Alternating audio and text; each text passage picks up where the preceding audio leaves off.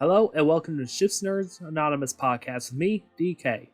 As your host for Titanic Week, I will narrate a series of episodes focused on the RMS Carpathia, a ship famously known for rescuing the survivors of the Titanic disaster.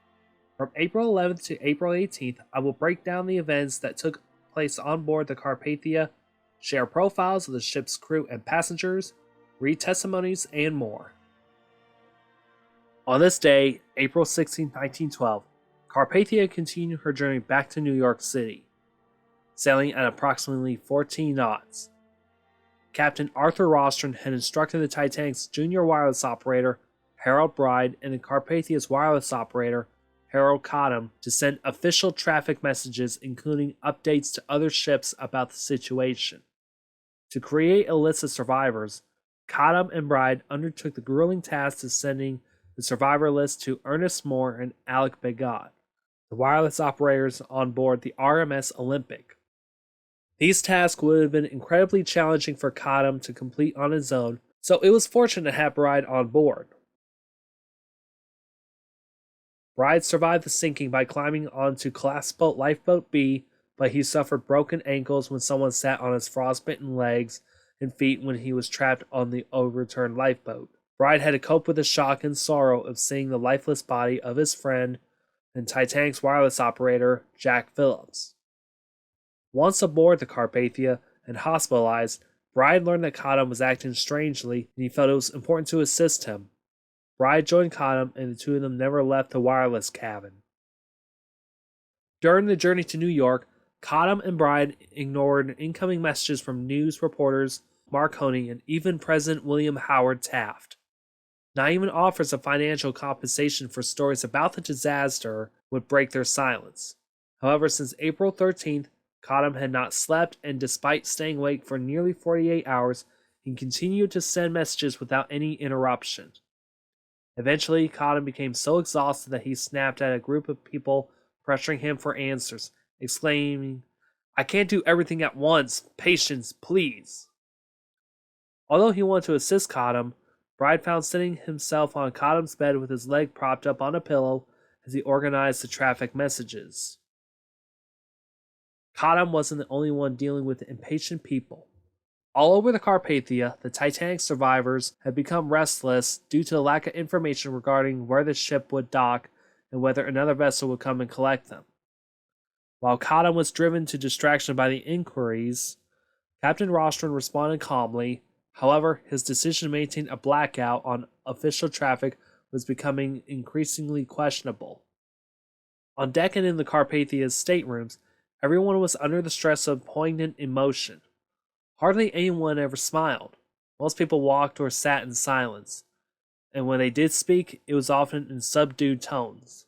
These emotions were captured by survivors in written letters and telegrams sent from on board the ship.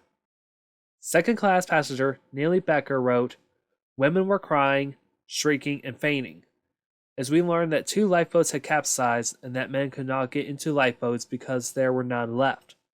There is one woman in second class with her husband. All the others are widows."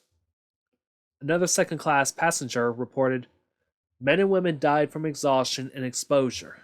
We had a burial service conducted by a Roman Catholic priest. Those who were brought in dead were buried yesterday afternoon." Kate Buss, who wrote a lengthy letter, noted that Reverend Roger Anderson had conducted burial services for 3 bodies that had been buried at sea the previous afternoon. Survivors also complained about sleeping arrangements, as all available space on the ship had been utilized. The dining rooms were being used as sleeping quarters for women, the smoking rooms for men, and half of the second-class dining rooms had been converted into a hospital. As a result, many survivors had to sleep in less than comfortable conditions, such as on the floors, on tables that had been made into makeshift beds, in chairs, and even in the bathrooms. Second-class passenger Lawrence Beasley later wrote that he had slept on a pile of towels he found on board the ship. Despite the efforts of the Carpathia's passengers, some of whom offered their cabins, survivors were dissatisfied with the accommodations. A group even approached Second Officer James Bissett to express that finding a place to sleep was impossible, although some survivors were able to find relief by sleeping in cabins and quarters. On the night following the Titanic disaster, a meeting was organized for the uninjured survivors in the first-class dining saloon. Although it was not an official committee, the group aimed to find ways to assist those in need and to express gratitude for the deliverance of Captain Rostron and the crew of the Carpathia. A separate initiative was formed to raise funds to provide survivors with necessities such as spare clothing and subscriptions. Some Titanic survivors were lent clothes, while others fashioned makeshift garments from blankets. Notably, a 13-year-old girl even helped mend a tear in a coat for one of the physicians. First-class passenger Cornelia Andrews remarked, "The people on the Carpathia were kind indeed." In appreciation, Titanic survivor Margaret Brown, often referred to as the unsinkable Molly Brown, alongside with Mrs. George W. Stone, penned a letter of gratitude to Captain Rostron. In this letter, which was written on that very day, the ladies expressed, "We, the lady passengers, wish to convey our heartfelt appreciation to the captain, officers, doctors, and crew of the Carpathia for their tender kindness, curiosity, and generosity following a night filled with grief over the loss of fathers, husbands, sons, and brothers, who, through their gallantry and chivalry, sacrificed themselves to ensure our escape and rescue.